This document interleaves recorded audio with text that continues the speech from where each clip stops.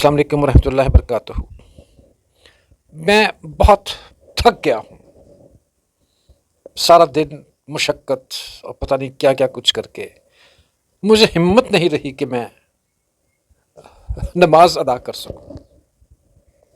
چلیں، اللہ کا شکر ہے، فرائض اور سنتیں میں باقاعدہ طور پہ کھڑے ہو کے اور ہو کر کے پڑھ لیتا ہوں۔ اور پھر کیا ہوتا ہے کہ جب دو نوافل ادا کرنے ہوتے ہیں ان کو میں خاص طور پہ بیٹھ کے ادا کرتا ہوں۔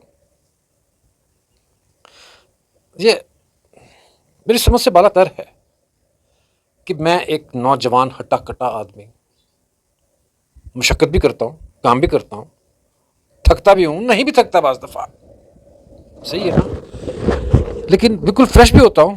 اور میں کیا کرتا ہوں کہ میں جب نفل ادا کرتا ہوں تو بیٹھ کے نفل ادا کرتا ہوں۔ کیوں؟ کیا صرف دو نوافل ادا کرنے کے لیے مجھے بیٹھنا ہوگا ضروری؟ ٹھیک ہے، کچھ اس پہ ہوگی ایسی بات کہ آپ بیٹھتے ہیں، لیکن کیوں بیٹھتے ہیں؟ پوچھنے کی بات یہ بھی ہے کہ ماشاءاللہ آپ ایک چلے جوان نہیں بھی ہیں، لیکن میں نے بعض بڈھوں کو، میرے ہمسائے ہیں یہاں پہ، میرے پڑوسی مجھ سے 15 سال بڑے ہیں، آئی ایم 71 اینڈ ہی 15 سال ایڈ کر لیں، گھر سے چل کے آتے ہیں نمازیں پڑھنے کے لیے۔ یہ دیکھیں بائک گزری ان کے پوتے کی، ٹھیک ہے، اور وہ ساری نماز ماشاءاللہ کھڑے ہو کے پڑھتے ہیں، نوافل بھی کھڑے ہو کے ادا کرتے ہیں، تراویحیں انہوں نے پوری پڑھی ہیں اور باقاعدہ طور پہ کھڑے ہو کے پورے لوازمات کے ساتھ۔ لیکن ایسے چند ایک نوجوان جو کہ تھکے نہیں بھی ہوتے، ہٹے کٹے ہوتے ہیں، کچھ بڈھے تو ہیں، چلو ٹھیک ہے، وہ بیٹھ گئے۔ دو نفلوں کے لیے بیٹھنا صرف اتنا ضروری کیوں؟ کچھ تو ہے جس کی پردہ داری ہے۔ Maybe someone has told them کہ جی آپ بیٹھ کے نفل ادا کریں، اس میں اللہ تعالیٰ نے آپ کو سہولت دی ہے۔ اللہ تعالیٰ نے آپ کو اگر سہولت دی ہے تو آپ کی کسی نہ کسی مجبوری کے تحت دی ہے، آپ کی کسی نہ کسی معذوری کے تحت دی ہے۔ اور اگر الحمدللہ آپ صحیح ہیں بالکل اور آپ تھوڑا تھڑ کھڑے ہو کے بیٹھ کے نفل پڑھ سکتے ہیں تو اس میں پڑھنے میں کوئی حرج نہیں ہے، پڑھیں پلیز میری آپ سے التجا ہے کہ دیکھیے یہ جو نوافل ہے نا، اب میں آپ کو کیا بتاؤں، میں یہاں پہ ایک ڈرائنگ بنا سکتا تھا لیکن آئی کینٹ۔ ایک قلعہ ہے سینٹر میں، رائٹ، اس کے اندر بادشاہ بھی ہے، ملکہ بھی ہے، عوام بھی ہے، سب کچھ ہے اس قلعے کے اندر، وہ رہتے ہیں سب۔ تو وہ قلعہ کیا ہے؟ آپ کی فرض نماز۔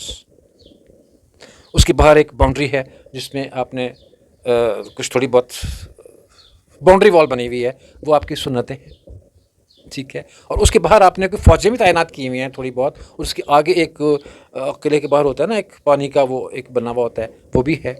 اور اس کے آگے جو ہے وہ کیا ہے؟ آپ کی کچھ کانٹے دار، کچھ خاردار چیزیں بچھائی ہوئی ہیں، وہ آپ کے نوافل ہیں۔